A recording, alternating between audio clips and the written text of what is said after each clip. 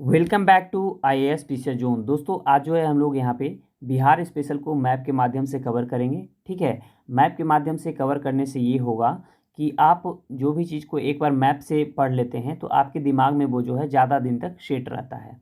तो इसलिए यह वीडियो आपके लिए बहुत ज़्यादा महत्वपूर्ण होगा। BPSC में जो है दोस्तों मैप से बहुत सारे प्रश्न जो है पूछे भी जाते हैं।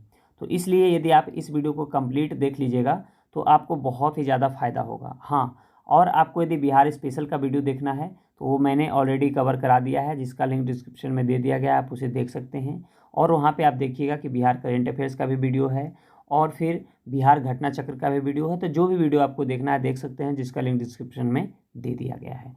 तो चलिए दोस्तों, हम लोग बिना देरी के वीडियो को शुरू करेंगे। ठीक है, यदि वीडियो आपको पसंद आएगा तो वीडियो को लाइक ज़रूर कर दीजिएगा और मेरे चैनल पर पहली बार आए हैं तो चैनल को भी सब्सक्राइब कर दीजिएगा, ताकि इसी तरीके का वीडियो मैं आपके लिए जो भी लाया करूं वो सबसे पहले आपके पास पहुंच जाया करे। तो चलिए हम लोग बिना देरी किए हुए वीडियो को शुरू करते हैं। तो सबसे पहले हम लोग बिहार के भौगोलिक परिचय को देख लेते हैं। बिहार का जो नाम है ना, बिहार एक्चुअली जो नाम पड़ा है वह बौद्ध भिक्षु होते थे, तो उनको जो रहने का स्थान होता था ना, उसको विहार कहा जाता था। और वही विहार से आगे चल करके उस पूरे क्षेत्र का नाम बिहार रखा गया और अंततः जो है इस राज्य का नाम भी बिहार है।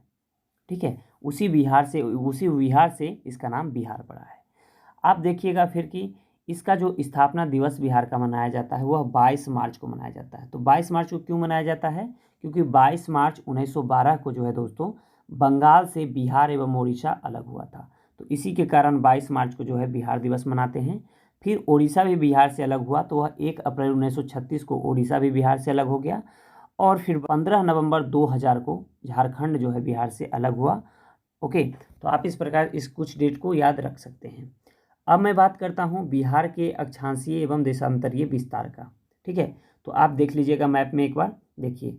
देशांतरीय विस्तार की बात करूँ तो आप देख सकते हैं कि 83 डिग्री 19 मिनट 50 सेकेंड पूर्वी देशांतर से लेकर के 88 डिग्री 17 मिनट और 40 सेकेंड पूर्वी देशांतर। उत्तरी अक्षांश कितना है? 24 डिग्री 20 मिनट 10 सेकेंड से लेकर के 27 डिग्री 31 मिनट और 15 सेकेंड उत्तरी अक्षांश। वहीं पूर्वी देशांतर कितना है? 83 डिग्री 19 मिनट 50 सेकेंड से लेकर के 88 डिग्री 17 मिनट और 40 सेकेंड तक। तो आप इसे याद रख सकते हैं। फिर देखिएगा बिहार के लंबाई एवं चौड़ाई की, तो मैं बात करूँ पूरब से पश्चिम इसकी लंबाई की, तो पूरब से पश्चिम इसकी लंबाई है 483 किलोमीटर। कितना है दोस्तों? 483 किलोमीटर है। फिर उत्तर से दक्षिण इसकी लंबाई है 345 किलोमीटर। कितनी है? 345 किलोमीटर है। तो ये कुछ फैक्ट हैं जिसे आप याद रख सकते हैं, क्योंककि यहाँ से प्रश्न हमेशा पूछा जाता है। फिर आप देखिएगा कि यदि मैं पूरे बिहार की क्षेत्रफल की बात करूँ तो इसका क्षेत्रफल है 94,163 वर्ग किलोमीटर। कितना है? 94,163 वर्ग किलोमीटर बिहार का कुल क्षेत्रफल है। कुल यदि मैं बात करूं पूरे भारत में बिहार का कितना क्षेत्रफल है, तो पूरे भारत में बिहार का क्षेत्रफल है 2.86%। कितना है दोस्तों? 2.86%। और समुद्र तल से ऊंचाई कितनी है बिहार की? तो वह है 173 फीट या 52.73 मीटर। और समुद्र तट से दूरी कितनी है बिहार की? तो वह है 200 किलोमीटर की। ठीक है, दूसरा हमारा टॉपिक है इसमें बिहार विशेष से संबंधित। तो चलिए देखते हैं आखिर कौन से जिला में है, कौन सा जिला जो है किस चीज़ के लिए अग्रणी है, किस चीज़ के लिए पिछड़ा हुआ है। तो देखते हैं हम लोग। सबसे पहले हम लोग बात करेंगे दोस्तों यहाँ पे पश्चिमी चंपारण का। किसका बात करेंगे? पश्चिमी चंपारण का। ठीक है, तो देखिएगा पश्चिमी चंपारण सबसे बड़ा जिला कौन सा है बिहार का? तो वह है पश्चिमी चंपारण, जिसका क्षेत्रफल कितना है? 5228 वर्ग किलोमीटर। कितना है? 5228 वर्ग किलोमीटर। और सर्वाधिक जो अनुसूचित जनजाति है दोस्तों 6.4%, वह पश्चिमी चंपारण में ही है। ओके, और फिर सर्वाधिक अनुसूचित जनजाति की मैं बात करूं तो सर्वाधिक चंपारण में है, उसके बाद कटिहार में है, उसके बाद पूर्णिया में, यानी फर्स्ट सेकेंड और थर्ड ये है। ठीक है, चलिए अब बढ़ते हैं हम लोग अगले जिला की ओर। अगला जिला हमारा है गोपालगंज। कौन सा है? गोपालगंज है। तो गोपालगंज में देखिएगा कि सर्वाधिक लिंगानुपात कहाँ का है? तो गोपालगंज का है। ठीक है दोस्तों, फिर सर्वाधिक यदि लिंगानुपात की बात करें तो गोपालगंज 1 नंबर में है, सिवान 2 नंबर में है और सारण जो है वह 3रे नंबर पे है। फिर आप देखिएगा कि न्यूनतम अनुसूचित जनजाति कहाँ है? तो वह है गोपालगंज में ही है। ठीक है, और यहाँ न्यूनतम दशकीय वृद्धि भी जो है यह कहाँ है? तो यह गोपालगंज का ही जो है न्यूनतम दशकीय वृद्धि है, मात्र 19% है। ठीक है, चलिए अब आगे बढ़ते हैं हम लोग अगले जिला की ओर। तो अगला जिला हमारा है कैमूर। तो देख लेते हैं कैमूर के बारे में। कैमूर जो है न्यूनतम जनघनत्व किसका है, तो वह कैमूर का है 488 है। ठीक है, ठीक है। न्यूनतम जनघनत्व बिहार के किस जिले का है, तो वह है कैमूर का। प्रथम न्यूनतम में आता है, प्रथम में कैमूर आता है। ठीक है, सेकेंड में जमुई आता है, थर्ड में बांका आता है। चलिए बढ़ते हैं हम लोग अगले जिला की ओर। तो अगला जिला हमारा है दोस्तों रोहतास। कौन सा जिला है, रोहतास जिला है। तो रोहतास में आप देख सकते हैं सर्वाधिक साक्षरता कौन सा जिला का है, तो रोहतास का है 73.4%। कितना है दोस्तों, 73.4%। यदि मैं सर्वाधिक साक्षरता की बात करूं तो प्रथम में रोहतास है, सेकेंड में पटना है और थर्ड में भोजपुर है। फिर मैं बात करूं सर्वाधिक पुरुष साक्षरता की, देखिए जहाँ पे सर्वाधिक साक्षरता होगा वहाँ तो भी ज़्यादा जो है पुरुष साक्षरता भी होगा और महिला साक्षरता भी होगा। तो सर्वाधिक पुरुष साक्षरता जो है वह कहाँ का है, तो वह रोहतास का ही है 82.9%। कितना है, 82.9%। और सर्वाधिक महिला साक्षरता कितना है, 63%। ठीक है, तो ये कुछ फैक्ट है, इसे आप याद रख सकते हैं। चलिए बढ़ते हैं हम लोग अगला जिला की ओर। अगला जिला हमारा है औरंगाबाद। औरंगाबाद में आप देखेंगे दोस्तों कि पूरे बिहार में जो है सबसे कम वर्षा कहाँ होता है, तो वह होता है औरंगाबाद में। ठीक है, तो आप इसे याद रख सकते हैं। बढ़ते हैं हम लोग अगला जिला की ओर। तो अगला हमारा जिला है वह है गया। ठीक है, गया।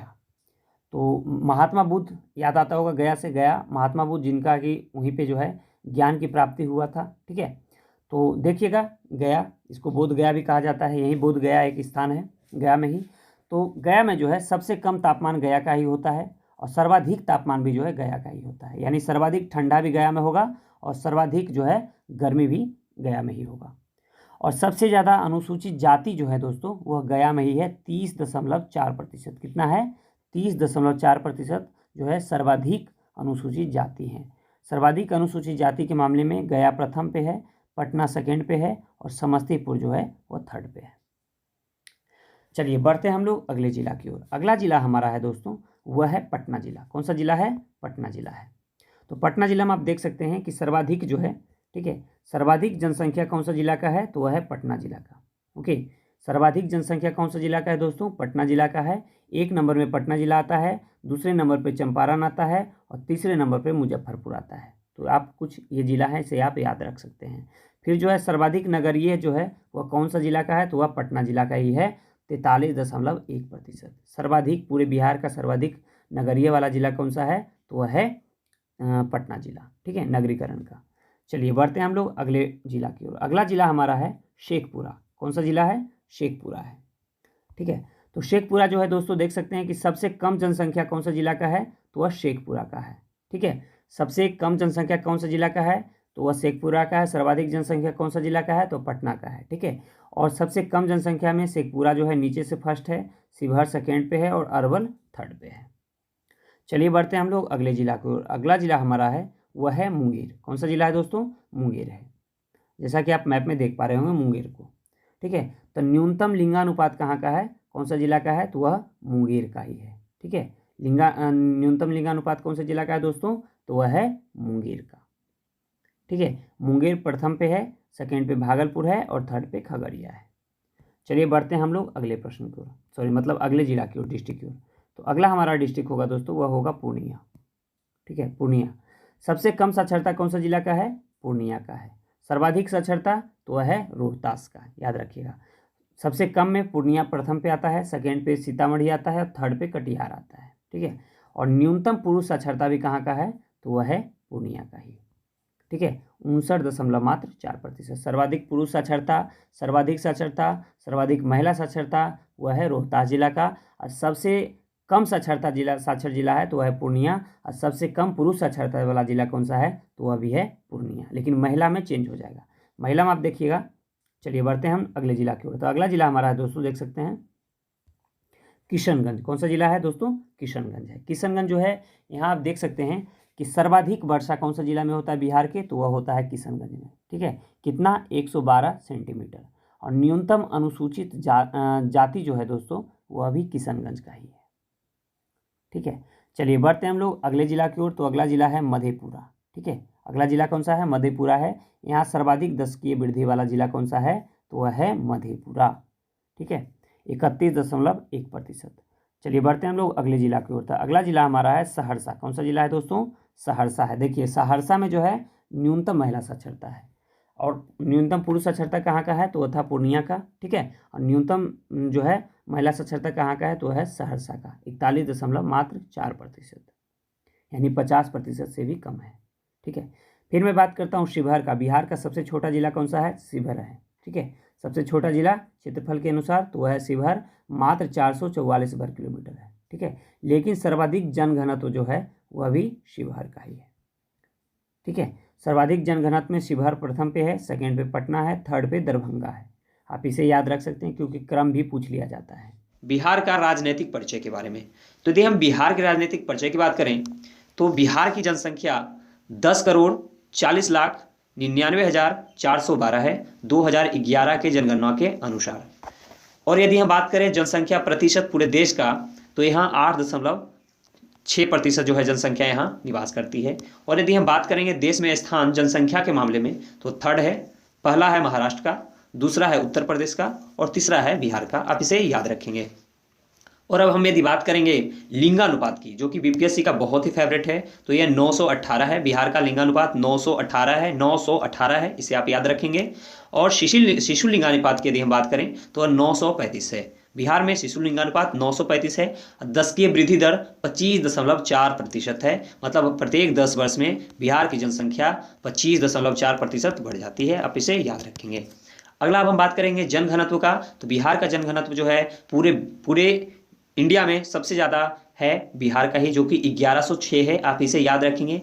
पूरे इंडिया में टॉप है जनघनत्व के मामले में बिहार। और देश में स्थान यदि हम करें जनसंख्या के मामले में तो वह क्या है? जनसंख्या घनत्व के मामले में तो वह प्रथम है। आप इसे याद रखेंगे। अब चलते हैं साक्षरता दर की यदि हम बात कर लें तो साक्षरता दर बिहार का 61.8% है, जो कि न्यूनतम है। प्रथम केरल का है और न्यूनतम जो है वो अपने बिहार का है। बिहार अपने नीचे से फर्स्ट है और केरल ऊपर से फर्स्ट है। और यदि हम पुरुष साक्षरता की बात करेंगे तो बिहार में पुरुष साक्षरता 71.2% है और महिला साक्षरता मात्र 51.5% है। तो आप इसे याद रखेंगे। और यदि हम बात करें अब लोकसभा सीट की तो बिहार में लोकसभा का सीट 40 है। बिहार में लोकसभा सीट 40 है, राज्यसभा का 16 है, विधानसभा का 243 है और विधान परिषद का 75 है। आप इसे याद रखेंगे। यहाँ का जो सदन है वो द्विसदनात्मक व्यवस्था यहाँ है, क्योंकि यहाँ पे विधानसभा एवं विधान परिषद है। अगला यदि हम बात करेंगे प्रमंडल की तो प्रमंडल यहाँ बिहार में टोटल 9 है। और जिला की बात करें तो टोटल 38 जिला है। और सबसे नया जिला यदि पूछ ले तो वह अरवल जिला है। आप इसे याद रखेंगे। और अनुमंडल 101 है और प्रखंड 534 है और ग्राम पंचायत 8337 है। और वार्ड की हम बात करें, वार्ड जो है शासन की न्यूनतम इकाई है। अब चलते हैं हम लोग अगले मैप पे। और बिहार के वन्य जीव अभ्यारण्य की अब हम बात करेंगे तो सबसे पहले हम बात करेंगे पश्चिम चंपारण का। पश्चिम चंपारण वाल्मीकि नगर राष्ट्रीय उद्यान जो है, वाल्मीकि नगर राष्ट्रीय उद्यान जो है वह एकमात्र राष्ट्रीय उद्यान है बिहार का। और उदयपुर वन्यजीव अभ्यारण्य भी कहाँ है? पश्चिम चंपारण में है। आप इसे याद रखेंगे। वाल्मीकि नगर राष्ट्रीय उद्यान कहाँ है? पश्चिमी चंपारण में है, जो बिहार का एकमात्र राष्ट्रीय उद्यान है। अब हम बात करेंगे वैशाली की तो वैशाली में बरैला सलीम अली जुब्बा साहनी अभ्यारण्य है। बरैला सलीम अली जुब्बा साहनी अभ्यारण्य कहाँ है? तो बरेली में है, वैशाली में है। आप इसे याद रखेंगे। बरैली सलीम अली जुब्बा साहनी अभ्यारण्य कहाँ है? वैशाली में है। और अब हम बात करेंगे बक्सर की तो बक्सर में बक्सर पक्षी विहार है। बक्सर पक्षी विहार कहाँ है? बक्सर जिला में है। और कैमूर में कैमूर वन्यजीव अभ्यारण्य कहाँ है? कैमूर में है। ये तो नाम से ही पता चल रहा है। बक्सर में बक्सर पक्षी अभ्यारण्य और कैमूर में जो है कैमूर वन्यजीव अभ्यारण्य। और अब हम बात करेंगे गया जिला की तो गया जिला में गौतम बुद्ध अभ्यारण्य। गौतम बुद्ध अभ्यारण्य कहाँ है? गया जिला में है। और अब हम बात करेंगे पटना जिला की तो पटना जिला में संजय गांधी जैविक उद्यान। संजय गांधी जैविक उद्यान कहाँ है? पटना में है। और हम बात करेंगे राजगीर की तो राजगीर में राजगीर अभ्यारण्य और पंत अभ्यारण्य। राजगीर अभ्यारण्य और पंत अभ्यारण्य आप इसे याद रखेंगे। पंत अभ्यारण्य कहाँ है? राजगीर में है। राजगीर अभ्यारण्य तो नाम से ही पता चल रहा है राजगीर में होगा। और अब हम बात करेंगे जमुई की नकटी डैम और नागी डैम। नागी डैम और नकटी डैम जो है वह जमुई में है। नागी डैम पक्षी अभ्यारण्य, नकटी डैम पक्षी अभ्यारण्य जमुई में है। आप इसे याद रखेंगे। और अब हम बात करेंगे मुंगेर की तो मुंगेर में है भीम बांध अभ्यारण्य। भीम बांध अभ्यारण्य मुंगेर में है, आप इसे याद रखेंगे। और अब हम बात करेंगे भागलपुर की, तो भागलपुर विक्रमशिला पक्षी विहार कहाँ है, तो वह भागलपुर में है। विक्रमशिला पक्षी विहार कहाँ है, भागलपुर में है। विक्रमशिला गांगे डॉल्फिन अभ्यारण्य कहाँ है, तो वह भी भागलपुर में है, आप इसे याद रखेंगे। और अब हम बात करेंगे कटिहार की, तो गोगाबिल पक्षी अभ्यारण्य कहाँ है, गोगाबिल पक्षी अभ्यारण्य कटिहार में। गोगाबिल पक्षी अभ्यारण्य कटिहार में, गोगाबिल पक्षी अभ्यारण्य कहाँ है, कटिहार में है, आप इसे याद रखेंगे। अब चलते हैं हम लोग बेगूसराय, तो बेगूसराय में है कांवर झील पक्षी अभ्यारण्य, जो कि बहुत ही चर्चा में रहा है। तो कांवर झील पक्षी अभ्यारण्य कहाँ है, बेगूसराय में, आप इसे याद रखेंगे। कांवर झील पक्षी अभ्यारण्य बेगूसराय में है, आप इसे याद रखेंगे। चलते हैं अब हम अगले मैप की ओर, तो बिहार के खनिज संसाधन की हम बात करेंगे। तो सबसे पहले हम बात करेंगे पूर्वी चंपारण की, वहाँ शोरा पाया जाता है। शोरा कहाँ पाया जाएगा, तो एक है पूर्वी चंपारण। और अब हम बात करेंगे सारण की, तो सारण में भी शोरा पाया जाएगा। सारण में भी शोरा पाया जाएगा। पूर्वी चंपारण में भी शोरा पाया जाएगा। और अब हम बात करेंगे कैमूर की, तो कैमूर में चूना पत्थर कहाँ मिलेगा, कैमूर में मिलेगा। और चूना पत्थर आपको कहाँ मिलेगा, तो रोहतास में मिलेगा, रोहतास में। और आपको पायराइट, डोलामाइट और गंधक भी मिलेगा। और अब हम बात करेंगे औरंगाबाद में, तो औरंगाबाद में कोयला कहाँ मिलेगा आपको, औरंगाबाद में मिलेगा। और गया की बात करें तो गया में अभ्रक, यूरेनियम और लिथियम कहाँ मिलेगा, गया में। और नवादा की बात करें तो नवादा में अभ्रक मिलेगा। जमुई में क्वार्टर्स या पेल्सपार और सोना कहाँ मिलेगा, जमुई में मिलेगा। और अब हम बात करेंगे मुंगेर की, तो मुंगेर में सोपस्टोन मिलेगा, सिलिका सैंड मिलेगा, बॉक्साइड मिलेगा, क्वार्टर्स मिलेगा। और चीनी मिट्टी कहाँ मिलेगा, मुंगेर में मिलेगा।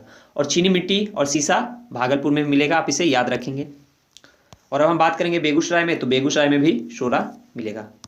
चलिए अब हम चलते हैं अगले मैप में, तो अगला मैप है बिहार की नदियों के बारे में, जो कि बहुत ही ज़्यादा महत्वपूर्ण है।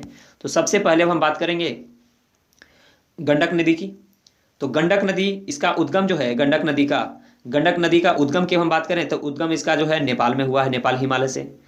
उद्गम कहाँ है गंडक नदी का, तो नेपाल हिमालय में है। इसका संगम कहाँ है, तो गंगा नदी में है, पहलेजा घाट के पास, गंगा नदी में पलहेजा घाट के पास। और यदि हम इसकी लंबाई की बात करें तो 640 किलोमीटर है, आप इसे याद रखेंगे।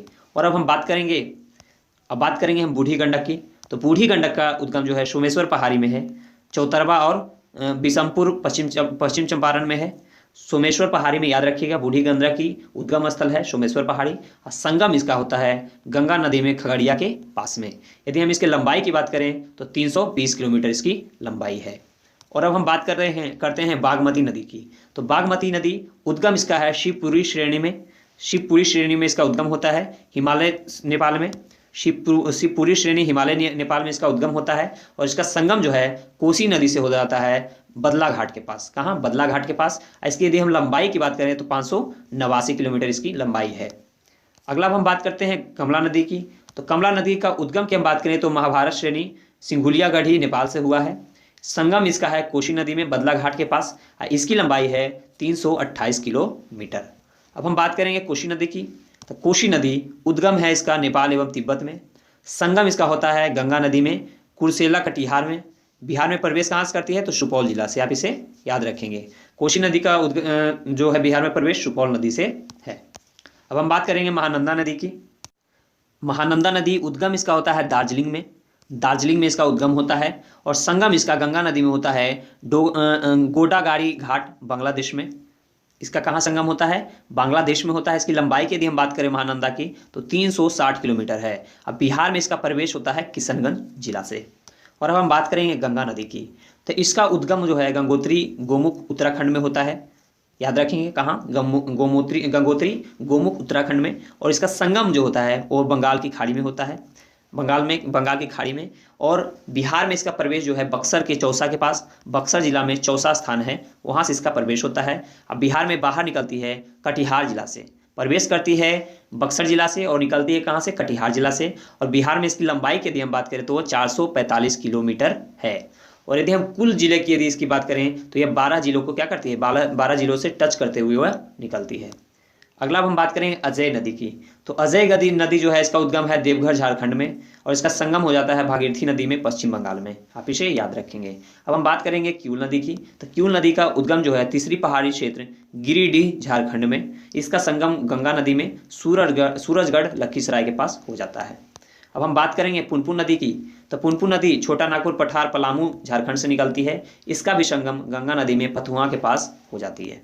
फतुहा के पास इसका संगम हो जाती है, आप इसे याद रखेंगे। अगला हम बात करेंगे फल्गु नदी की। तो फल्गु नदी का उद्गम, जिसको हम निरंजना और मोहना के संगम गया में होता है, इसका उद्गम जो है निरंजना और मोहना के संगम गया में होता है, और इसका जो संगम है वह पुनपुन नदी से हो जाता है। अब हम बात करेंगे सोन नदी की। तो सोन नदी का उद्गम जो है मैकाल पर्वत की अमरकंटक श्रेणी मध्य प्रदेश में है। सोन नदी का उद्गम मैकाल पर्वत की अमरकंटक श्रेणी मध्य प्रदेश से है। इसका संगम गंगा नदी में पटना के पास में हो जाती है। यदि हम इसके लंबाई की बात करें तो 784 किलोमीटर इसकी लंबाई है। अब बिहार में प्रवेश जो है सोन नदी का वह रोहतास जिला से है। अब हम बात करेंगे कर्मनाशा नदी की। तो कर्मनाशा नदी का जो उद्गम है वह कैमूर पर्वत कैमूर बिहार में है। और यदि इसका संगम की बात करें तो यह गंगा नदी चौसा के पास यह गंगा नदी में मिल जाती है। अब हम बात करेंगे घाघरा नदी की, जिसको सरयू नदी भी कहा जाता है। उद्गम इसका मापचा चुंगो तिब्बत पठार से होता है। इसका संगम गंगा नदी में सारण के पास होता है। इसकी लंबाई 917 किलोमीटर है। बिहार में प्रवेश यह सिवान जिला से करती है। घाघर, जिसको सरयू नदी भी कहते हैं। अब हम चलते हैं अगले मैप की ओर। बिहार की नदी घाटी परियोजना के बारे में बात करते हैं। तो बिहार की नदी घाटी परियोजना से टोटल बिहार में सिंचित भूमि की यदि बात करें तो वह है 43.68 लाख हेक्टेयर। सबसे ज़्यादा यदि सिंचित जिला की बात करें तो वह अरवल जिला है, जो कि 86.85% है। जो बिहार की पहली नदी जोड़ योजना कौन है? कोसी मोची नदी जोड़ योजना है। बिहार में सबसे ज़्यादा सिंचाई नलकूपों द्वारा होती है। आप इसे भी याद रखेंगे, बिहार में सबसे ज़्यादा सिंचाई नलकूपों के द्वारा किया जाता है। अब हम बात करेंगे बिहार के प्रमुख जलप्रपात एवं झील के बारे में। तो गोखुर झील, जिसको हम सिमरी बख्तियारपुर झील भी कहते हैं, यह कहाँ है? तो यह सहरसा में है। आप इसको याद रखिएगा। इसका निर्माण जो हुआ है वो कजमुनिया, सरदिया, कुमीवी, गोबरा आदि झीलों के मिलने से इसका निर्माण हुआ है, सिमरी बख्तियारपुर झील का, जो कि सहरसा में स्थित है। इसको आप याद रखेंगे। अब हम बात करेंगे कुशेश्वर स्थान झील का, जो कि कुशेश्वर स्थान झील जो है यह दरभंगा में है। आप इसको याद रखेंगे। यह मछली उत्पादन का प्रमुख केंद्र है। इसको वर्ष 1972 ईस्वी में झील को पक्षी अभ्यारण्य घोषित किया गया है। तो कुशेश्वर झील कहाँ है? ये दरभंगा में। आप इसे याद रखेंगे। गोखुर झील कहाँ है? तो गोखुर झील सहरसा में है। इसे भी याद रखेंगे। अब गोगाबिल झील जो है यह कटिहार में है। इसे आप याद रखेंगे। इस झील के आसपास छोटी छोटी और बहुत सारी झीलें भी हैं। और अब हम बात करेंगे बेगूसराय की कांवड़ झील की। तो बेगूसराय की कांवड़ झील यह 16 वर्ग किलोमीटर क्षेत्र में बना हुआ है, फैला हुआ है। निर्माण इसका गंडक नदी के विसर्पण से हुआ है। कांवड़ झील का जो निर्माण हुआ है वो गंडक नदी के विसर्पण से हुआ है। यहाँ पे 106 प्रजाति के पक्षी जो हैं निवास करते हैं। और एशिया के सबसे बड़ी गोखुर झील जो है यह कांवड़ झील ही है, जो कि आर्द्रभूमि क्षेत्र भी इसको घोषित किया गया है। तो यदि आपसे पूछ ले कांवड़ झील कहाँ है तो बेगूसराय, याद रखेंगे। और अब हम बात करेंगे ककोलत जलप्रपात की। तो ककोलत जलप्रपात जो है यह कोडरमा पठार से उतरने वाली धाराओं से बना है। ककोलत जलप्रपात नवादा में है। इसे याद रखेंगे। ककोलत जलप्रपात नवादा में है। और अब हम बात करेंगे ओखारिन कुंड जलप्रपात की। तो ओखारिन कुंड जलप्रपात जो है यह रोहतास में है और यह गोपत नदी के धाराओं से बना है। इसे भी आप याद रखेंगे। तो ओखारिन कुंड कहाँ है? ओखारिन कुंड जलप्रपात जो है यह रोहतास में है। और सुखलदरी जलप्रपात की यदि हम बात करें तो सुखलदरी जलप्रपात जो है यह कनहर नदी के धाराओं से बना है और यह भी रोहतास में है। इसे भी आप याद रखेंगे। और हम बात करेंगे दुर्गावती जलप्रपात की, जो कि खादरकोह के नाम से भी जाना जाता है। दुर्गावती जलप्रपात, यह दुर्गावती जो है नदी उसी के जलधाराओं से बनी हुई है। यह भी रोहतास में है। और अब हम बात करेंगे धुआं कुंड जलप्रपात की। तो धुआं कुंड जलप्रपात जो है यह काव और धोवा नदी के धाराओं से बनी हुई है और यह जो है धुआं कुंड यह भी रोहतास में है। और अब हम बात करेंगे खुआरी दाह जलप्रपात की। तो खुआरी दाह जलप्रपात जो है यह असाने नदी के धाराओं से बनी हुई है। खुदारी दाह जो जलप्रपात है यह असाने नदी की धाराओं से बना हुआ है और यह जो है रोहतास जिला में है। और अब हम बात करेंगे राकिम कुंड की। तो राकिम कुंड जो है गायघाट जो नदी है उसकी धाराओं से बनी हुई है। यह भी रोहतास में है। आप इसे भी याद रखेंगे। और अब हम बात करेंगे जियार खंड की। तो जियार खंड जो जलप्रपात है यह फुलवरिया नदी के धाराओं से बनी हुई है। जियार खंड जो है यह भी रोहतास जिला में है। इसको आप याद रखेंगे। और अब हम बता दें आपको कि कांवड़ झील के पास शोध कार्य के लिए बर्ड बाइंडिंग स्टेशन की स्थापना की गई है तथा भागलपुर में बर्ड रिंगिंग स्टेशन की स्थापना की गई है। कांवड़ झील के पास बर्ड रिंगिंग स्टेशन की स्थापना की गई है और भागलपुर में बर्ड रिंगिंग स्टेशन की स्थापना की गई है। तो आप इसको एकदम याद रखिएगा, ये परीक्षा में आ सकता है। हम चलते हैं अगला मैप में। तो बिहार की मिट्टियों के बारे में हम जान लेते हैं। बिहार की मिट्टी, कौन सी मिट्टी कहाँ पे फैली हुई है। तो यदि हम तराई मिट्टी की बात करेंगे तो तराई मिट्टी जो है उत्तर नेपाल के सीमाओं क्षेत्र से, जैसे चंपारण से लेकर किशनगंज तक जो है यह क्षेत्र फैली हुई है। यहाँ धान और जूट के लिए यह प्रसिद्ध है। तो यदि हम बात करें इस क्षेत्र की, तो नेपाल से लगने वाले क्षेत्र, तो इसको भी याद करने का एक ट्रिक है, जो मैं ट्रिक आपको बता देता हूँ। यहाँ से सबसे पहले जब हम चलेंगे वेस्ट से, तो सबसे पहले पश्चिम चंपारण, फिर पूर्वी चंपारण, उसके बाद यदि हम बात करेंगे तो एसएमएस, इसे आप याद रखेंगे। एसएमएस आया किसके पास, अरविंद केजरीवाल के पास। तो एसएमएस से हुआ, एस से हो गया सीतामढ़ी, एम से हो गया मधुबनी, एस से हो गया सुपौल और ए से हो गया अररिया और के से हो गया किशनगंज। तो ये 7 जिले जो हैं यह नेपाल से टच करती है। और अब हम बात करेंगे यही 7 जिले जो हैं, इसमें से 5 से 6 जिले, जैसे कि चंपारण से लेकर किशनगंज तक जो है यह तराई मिट्टी की क्षेत्र है। अब हम बात करते हैं खादर मिट्टी की। तो खादर मिट्टी नवीन जलोढ़ मिट्टी होती है, जो सबसे उपजाऊ होती है और धान, गेहूँ, मक्का, दलहन, जूट ये सब के लिए प्रसिद्ध है, जो कि पूर्णिया, कटिहार ये सब क्षेत्र में ये पाई जाती है।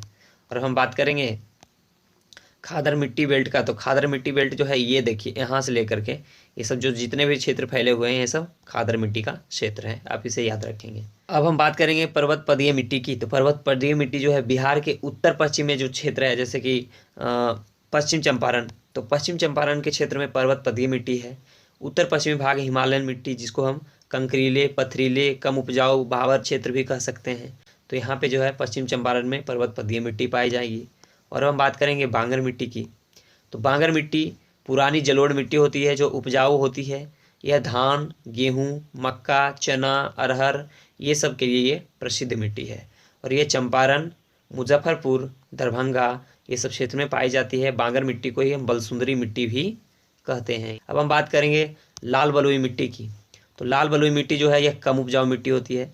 यह कैमूर पठारी क्षेत्र में है, यहाँ पे लोहे की अधिकता होती है। तो लाल बलुई मिट्टी यह कैमूर वाले क्षेत्र में है, जिसे आप याद रखेंगे। और अब हम बात करेंगे करैल या केवाल मिट्टी की। करैल, जिसको स्थानीय भाषा में केवाल मिट्टी बोलते हैं, जो कि पुरानी जलोढ़ मिट्टी है। यह भी उपजाऊ मिट्टी होती है। रबी, खरीफ ये सब के लिए ये जो है प्रसिद्ध मिट्टी है। यह पटना, नालंदा में पाई जाती है। आप इसे याद रखेंगे, कैवाल मिट्टी। कैवाल मिट्टी पटना और नालंदा क्षेत्र में पाई जाती है। और अब हम बात करेंगे लाल पीली मिट्टी की।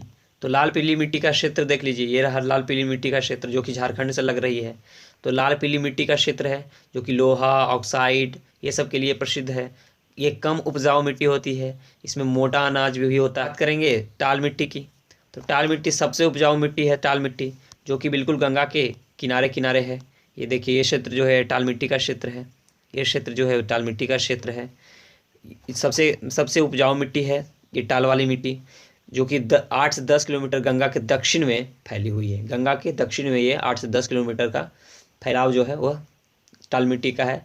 यहाँ पे मुख्यतः रबी फसल होता है और रबी फसल के लिए ये उपयुक्त है। अब हम बात करेंगे बिहार की चट्टानों के बारे में। बिहार की चट्टानों के बारे में तो हम बात करेंगे क्वाटनरी चट्टानों के बारे में। क्वाटनरी चट्टान, जो कि हिमालय एवं छोटा नागपुर पठारी क्षेत्र में यह फैला हुआ है। क्वाटनरी क्षेत्र जो है, क्वाटनरी चट्टानें जो है ये हिमालय एवं छोटा नागपुर पठारी क्षेत्र में फैली हुई है। अब हम बात करते हैं टर्सरी या बलित चट्टानें की। टर्सरी या बलित चट्टानें की, तो हिमालय तराई क्षेत्र में यह फैली हुई है। हिमालय के जस्ट तराई क्षेत्र में यह फैली हुई है। टर्सरी या बलित चट्टानें जिला या पश्चिम चंपारण में है, इसे भी आप याद रखेंगे। और अब हम बात करेंगे क्वाटनरी चट्टानें की। क्वाटनरी की चट्टानें की यदि हम बात करें तो क्वाटनरी चट्टान जो कि है हिमालय एवं छोटा नागपुर पठारी क्षेत्र में फैला हुआ है। अभी मैं इसको बताया हूँ, हिमालय एवं छोटा नागपुर पठारी क्षेत्र में फैला हुआ है। धारवाड़ चट्टानें, धारवाड़ चट्टानें की यदि हम बात करें, देख लीजिए इसको मैप में। धारवाड़ चट्टानें दक्षिण पूर्वी बिहार, जिला मुंगेर, जमुई, नवादा ये सब में इसका फैलाव है। और यहाँ यदि हम खनिज संसाधन की बात करें तो यह अभ्रक के लिए प्रसिद्ध क्षेत्र है, इसे भी आप याद रखेंगे, धारवाड़ क्रम की चट्टानें। और अब हम बात करते हैं विंध्य समूह की चट्टानों के बारे में। विंध्य समूह की चट्टानों के बारे में यदि हम बात करते हैं तो सबसे पुरानी चट्टान है विंध्य समूह की चट्टानें जो है यह सबसे पुरानी है। यह दक्षिण पश्चिम बिहार में फैली हुई है। यदि हम बात करें तो कैमूर जो है और सोन नदी घाटी जो है, इसमें खास करके रोहतास और कैमूर में यह फैली हुई है। विंध्य क्रम की चट्टानें आप याद रखेंगे। तो बिहार की सबसे यदि पुराने चट्टान की हम बात करेंगे तो यही हो जाएगा, कैमूर और रोहतास जिला में जो फैली हुई है विंध्यन समूह की चट्टानें। अब हम बात करेंगे बिहार का भौगोलिक विभाजन का। तो मेनली बिहार के भौगोलिक विभाजन जो है वो तीन भागों में किया गया है। एक यदि हम यहाँ पे बात करेंगे तो यहाँ पे उत्तर पर्वतीय भाग आएगा, जो कि जिसमें शिवालिक श्रेणी की बात आएगी। तो इस क्षेत्र में शिवालिक श्रेणी, जिसको उत्तर पर्वतीय भाग कहेंगे, ये क्षेत्र आएगा। बीच के भाग को हम मैदानी भाग कहेंगे, गंगा का मैदानी भाग। और तीसरा क्षेत्र जो आएगा वो आएगा दक्षिण पठारी भाग की बात करेंगे। तो यहाँ पे खनिज का दिखता होगा, इसे भी आप याद रखेंगे। और हम अब अगले मैप में चलेंगे तो है बिहार के वन के बारे में। तो बिहार में मुख्यतः जो है वन की बात करें तो इसमें दो प्रकार के वन पाएंगे जाएंगे, एक आर्द्र पर्णपाती वन और एक शुष्क पर्णपाती वन। बिहार में दो प्रकार के वन पाए जाएंगे, एक आर्द्र पर्णपाती वन और दूसरे शुष्क पर्णपाती वन, इसे आप याद रखेंगे। सबसे अधिक वनावरण की बात करेंगे तो है कैमूर में जो कि 1056 वर्ग किलोमीटर में फैली हुई है। सेकेंड नंबर में है पश्चिम चंपारण, फर्स्ट में है कैमूर, आप इसे याद रखेंगे। सेकेंड में जो है यह पश्चिम चंपारण है, जहाँ 904.66 वर्ग किलोमीटर तक फैली हुई है। और यदि हम बात करें थर्ड में, तो थर्ड में रोहतास का नंबर है, जिसको आप याद रखेंगे, फर्स्ट सेकेंड थर्ड। तो तीन जिला इसको याद रखेंगे। फर्स्ट यदि वनावरण की बात करें तो कैमूर, सेकेंड बात करें तो पश्चिम चंपारण, और थर्ड में आएगा हमारा रोहतास। तो हम बात करेंगे सबसे कम वनावरण की। तो सबसे कम वनावरण की यदि हम बात करेंगे तो वह है जहानाबाद में, आप इसे भी याद रखेंगे। और सबसे अधिक वनावरण प्रतिशत की यदि हम बात करेंगे तो वह हो जाएगा जमुई में, आप इसे भी याद रखें। यदि प्रतिशत की बात करेगा तो जमुई उसमें प्रथम आएगा, और यदि पूरे क्षेत्र की बात करेगा तो कैमूर उसमें प्रथम आएगा।